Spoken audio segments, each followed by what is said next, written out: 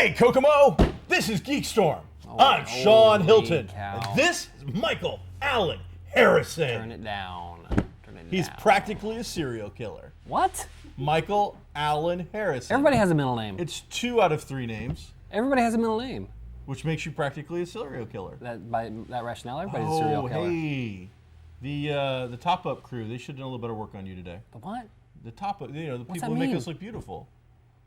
You mean hair and makeup? Yeah, I call them the Top Up crew. We don't have hair and makeup. Oh, well, I'd explain that. Okay, so I'll talk to you about that after the show. That's that's for talent. Sean Hilton, Mike Harrison, owner of Comics Cubed. I don't know, geek. We are filmed today in the heart of downtown Kokomo at Kokomo Toys.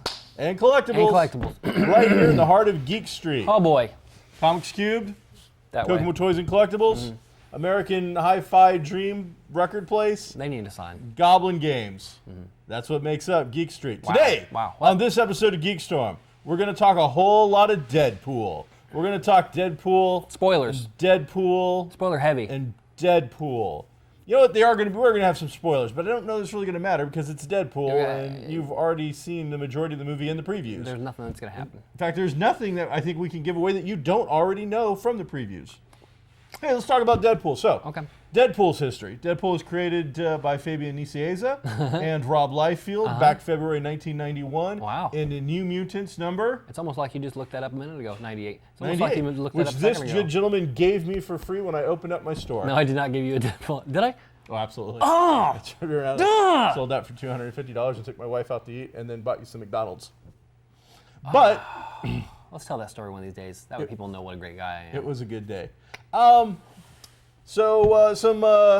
was created New Mutants, went on to second appearance in X-Force number 2. Right now, the book in a mediocre shape sells very solidly for about $200. I did hold back the Battle Chasers number 1 though, so you didn't get that. You I didn't almost get that. set that up to you.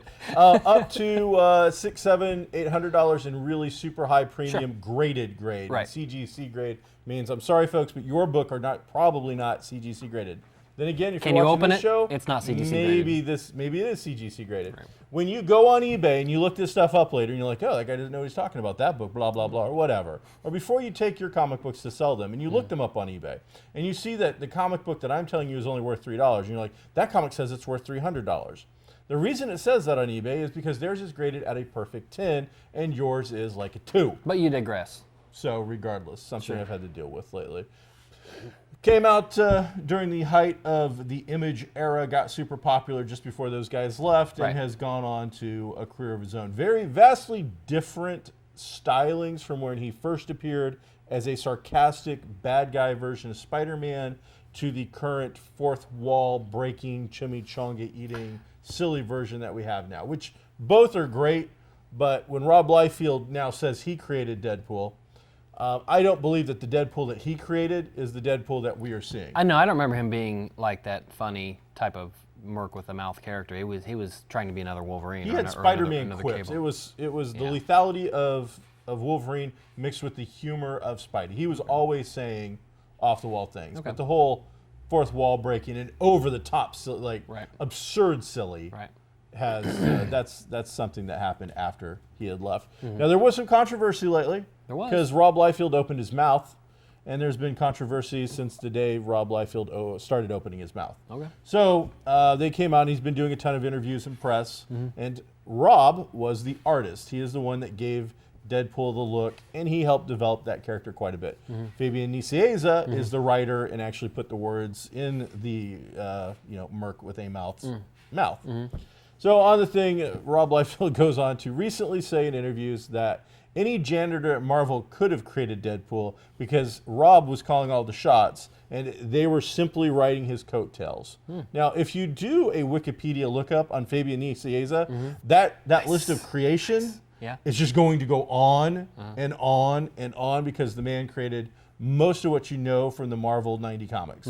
So for Rob to come out and say that kind of nonsense, one, it shouldn't surprise anybody that knows anything about the jackass because he constantly says stuff like that.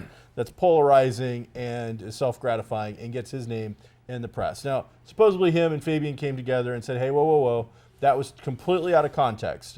The only problem with that is Rob has a track record of every single word that comes out of his mouth obviously being out of context, because almost everything that he says is construed in this manner of negativity and self-grandizing. Okay.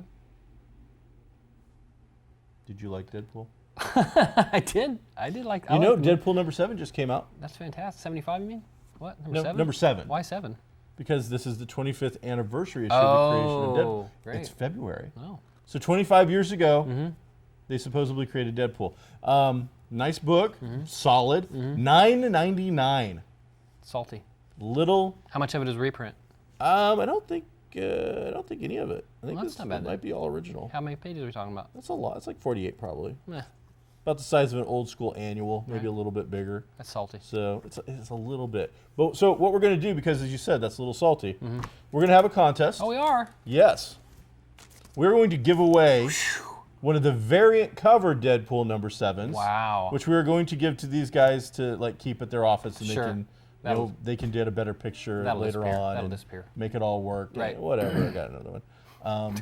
They can. And we're going to give that away. So Mike, how are we going to give that away? Well, I think I don't know. Gonna It's your contest. Take that. Well, and you're a part of the team, and I'm a team player. Maybe you shouldn't have sprung it on me on the air. Maybe that's So, what you. but you're the one that's quick on his feet, like a cat with ninja-like reflexes and skills. The person that comes up with the best.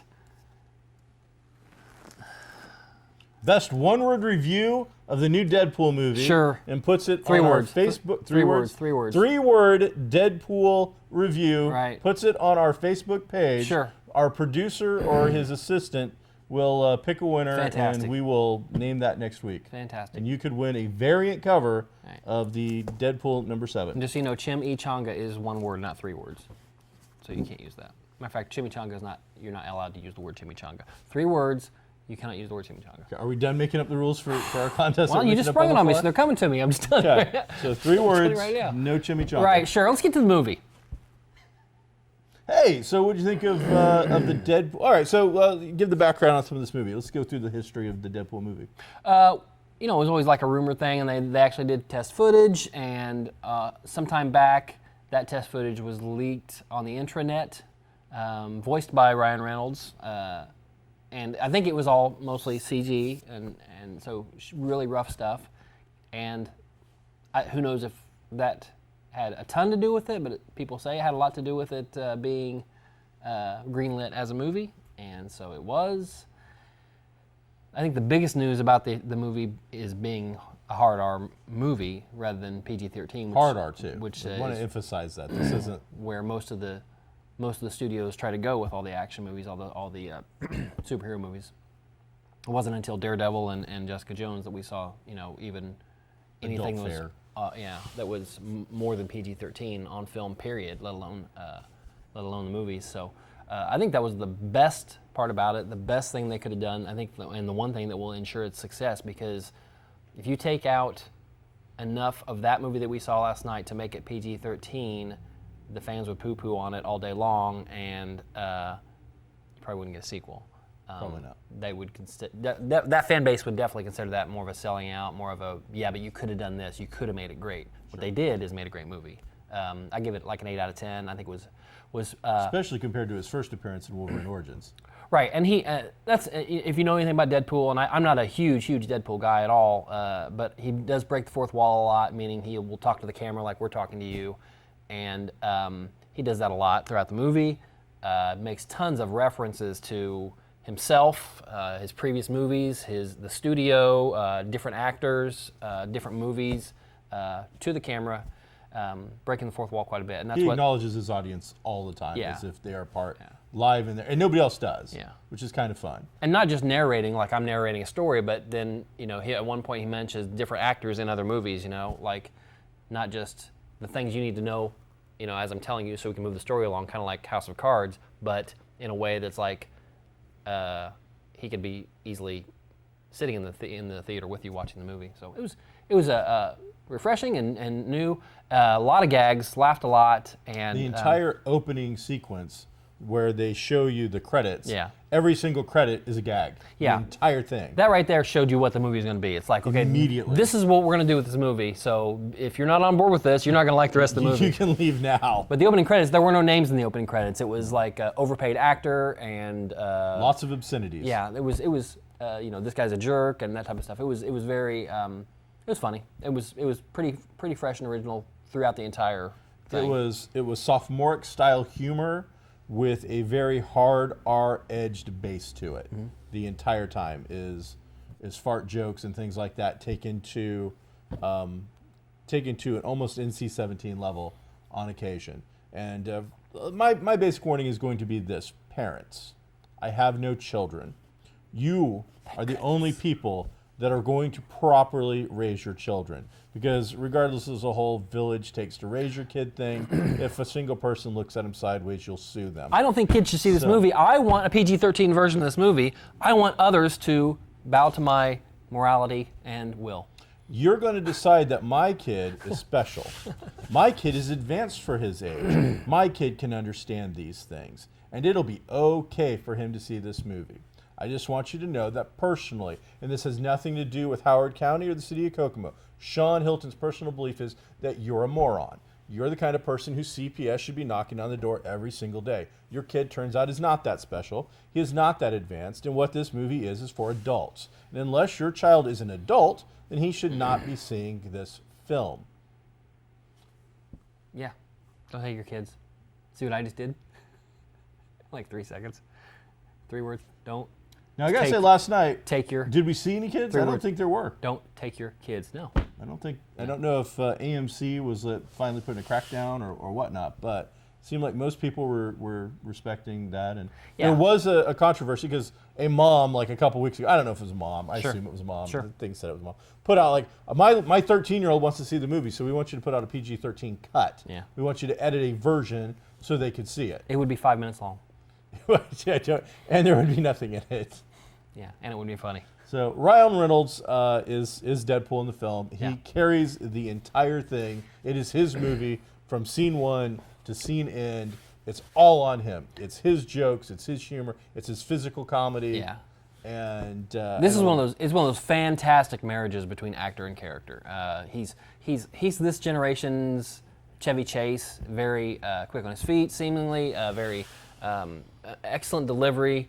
And he's been doing that imitation for a while. It's not an imitation, that's him. If you do something for your entire career, I don't think it's an imitation. I think that's just you. It's like saying Jack Nicholson doing Jack Nicholson. Yeah, it's a bad comparison to say he's imitating Chevy Chase. He's much like Chevy Chase. I like him for the same reasons I like Chevy Chase, earlier stuff anyway. So having him as that character, I can't see anybody else doing it successfully. Certainly not as good as he did, but successfully because number one, he's a stud. He's really cut up and has been for a long time, and then he's also really funny and he's charismatic and you want to like him, and he's got great timing, and so this is just a good movie for those reasons, if nothing else. My only problem with the movie was I didn't like the villain. I know you're not supposed to not like the villain, but I didn't like him because he was a bad guy. I didn't like him because he was vanilla. Yeah. He was just very bland.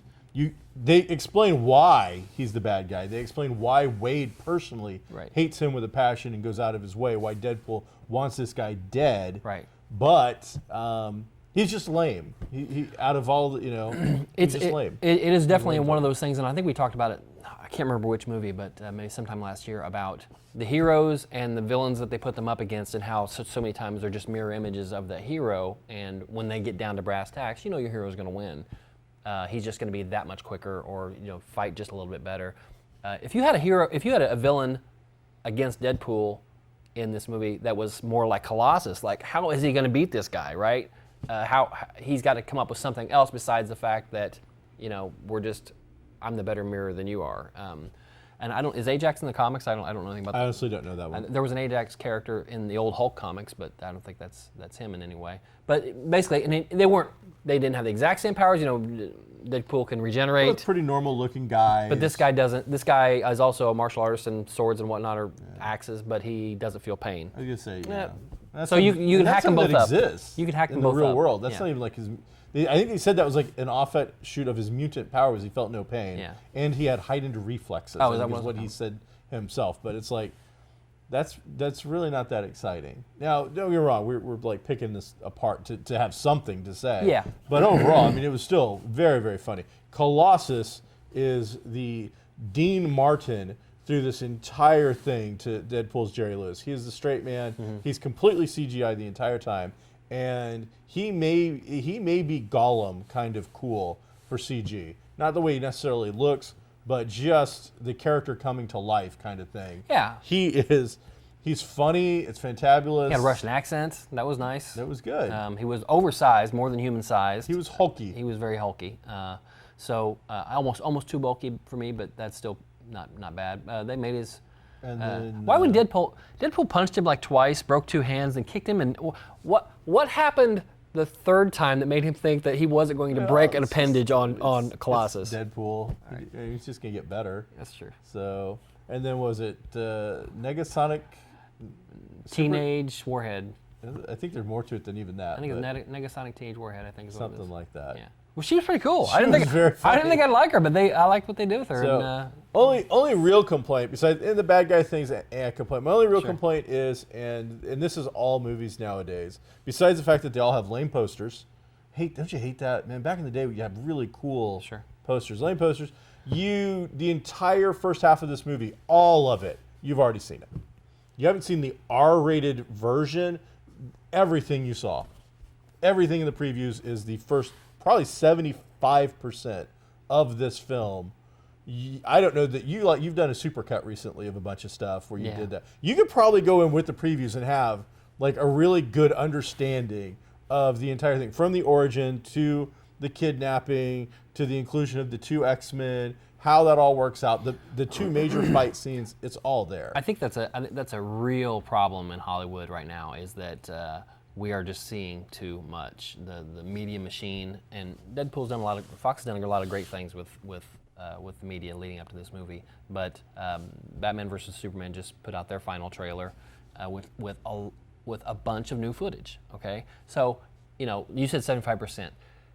No, you didn't see an hour and 15 minutes of this movie, but you saw enough in those, let's say, three-minute clips. You saw enough that you understand what's going to happen in the movie. Now, you don't get all the gags, you don't get all the lines, but you get all the, I know this character does this, and he goes over here, and this is why they're fighting, and so you know too much about the general plot. And I don't necessarily want to know that. Yeah. I wasn't worried about it so much with Deadpool because I thought, like we talked about earlier, okay, it's gonna be fun. Yeah, it's gonna be a fun popcorn movie, and except it wasn't. Do you know why it wasn't, Mike? Why? Because AMC ran out of soda. Well, they're changing over. They'd run out. There was no. Our AMC is going to self-serve that's cool. Coke machines, where probably the new ones where you push the button and it's got all the different flavors. But in the meantime, last night all they had was bottles, and so they did give you a 2-for-1. They did. It was a good deal, but. Right. They've got to be losing a fortune right now because the whole thing is based on the deal. You get the popcorn and the Coke, and it's like $20. Right. If they're buy one get one free Coke, they're just losing a fortune. Maybe they got a ton of bottles. They probably don't sell a lot of bottles. Be. Either way, the movie was super fun. It was a great time. I'm sure I'm going to see it again. I want to see it again, if nothing else, because I know there's at least 2 or 3 times I can think of where we had to laugh over what was probably the next joke. Another gag. Because there was a lot. It was a very funny movie. Probably one of the fun. I probably haven't laughed that much in a movie, especially comedies, in quite a while. But it was 2 hours of action and nonstop funny. So it was fun. I liked it. I liked the side characters. I can't think of any of the side characters that I didn't like. Maybe Marina Baccarin did a great job. She was great. And so much different than what you see in Gotham. Oh yeah. I was a little worried because in Firefly, and I love Firefly, and I enjoyed that actress, but Firefly, she's kind of a stilted, pretentious style character. In Gotham, she's playing kind of a socialite who's slumming. So in this, it's a complete 180 because she is playing a prostitute. Right. I listened to her on a podcast, on the Nerdist podcast, maybe 6 months ago, and she's hilarious. She's very quick on her feet. She's a lot more like the character she played last night than she is any of the characters we've seen her before.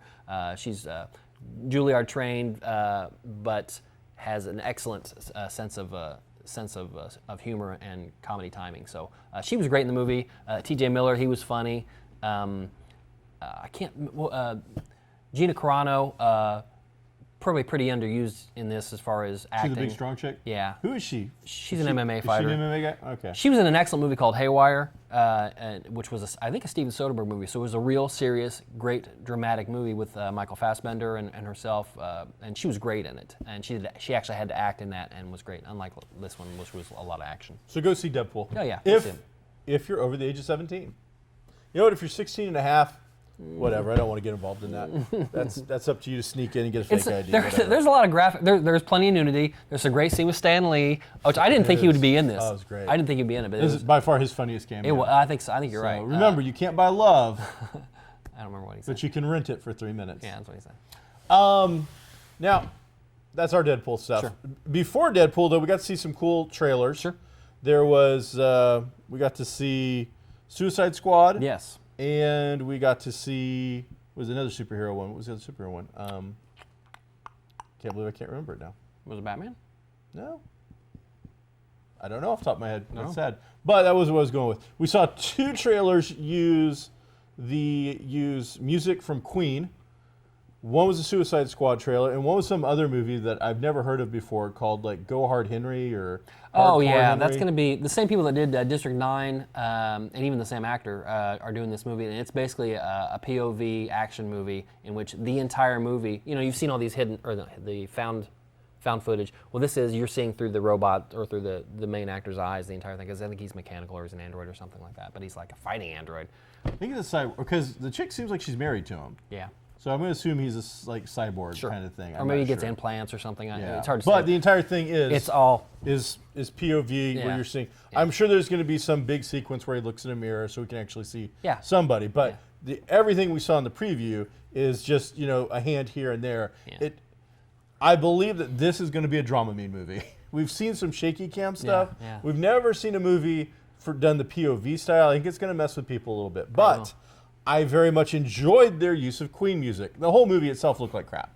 The idea seems like a movie based on somebody had an idea and they got the green light to go do it. They had a big enough name to do this project kind of movie. And maybe it turns out to be great. Neil I don't Blomkamp, know. okay. But he's a director. He did District 9, and he did that one follow-up, Elysium.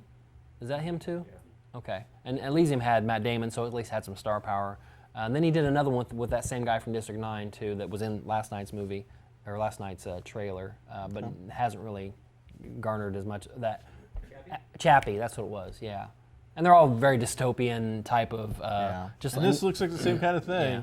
It looks like he's definitely got a theme that he's following. Yeah. So it looked interesting, but again, the thing was, is 2 movies used 2 different Queen songs, and even though this movie to me didn't look that good, their use of the song seemed to flow better, seemed to fit it better. Then we go over to Suicide Squad. Now I will say, seeing the Suicide Squad on a big screen brought out a lot of stuff that I never made out on my small screen. Who are the eyeball dudes? Eyeball dudes. 2 or 3 guys look like they've got big eyeball helmets or something on. I didn't see that. Like bad guys in the background, I want to say. Could be wrong, but I could have swore I saw it twice where there was these eyeball guys, which I've never noticed on my smaller screen. Right. Music still sucks. The Queen music is great. It still sucks with that trailer. It still, it didn't get cut any differently. And man, I don't know. Everybody's going ape about Margot Robbie. Is it Robbie Margot Yes. or Margot Robbie? Margot Robbie. As that, but quite frankly, I've known too many women in my life who do that exact kind of Harley Quinn thing. That the voices told me to kill you all, and that head bob and whatnot. That's really not. I don't know. I'm not sold on any of this so far.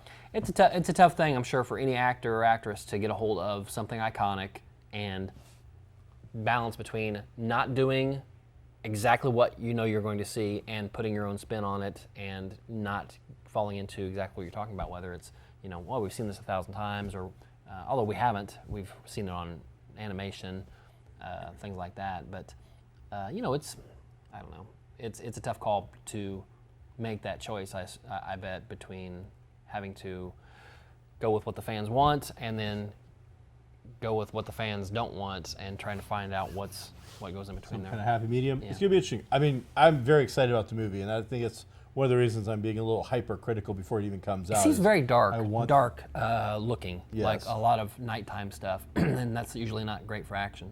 But no, we'll see. So. Oh, man, I'll watch. Who's playing Boomerang?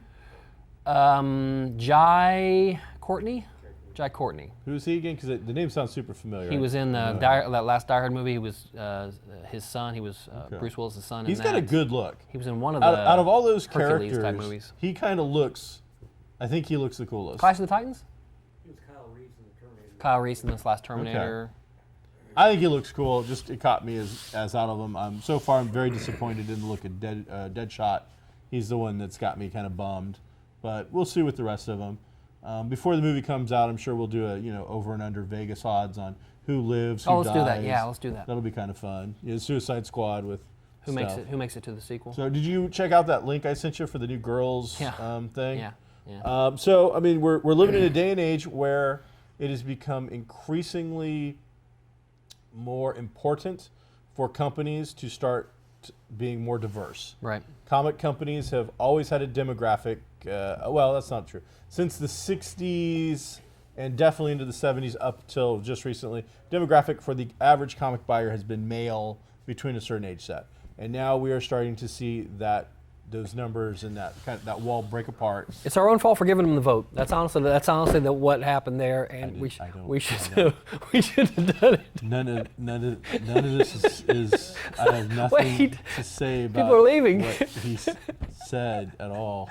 I don't I'm just trying to end women's suffrage. I don't understand the problem. So there's a new thing coming out called DC Superhero Girls. Right.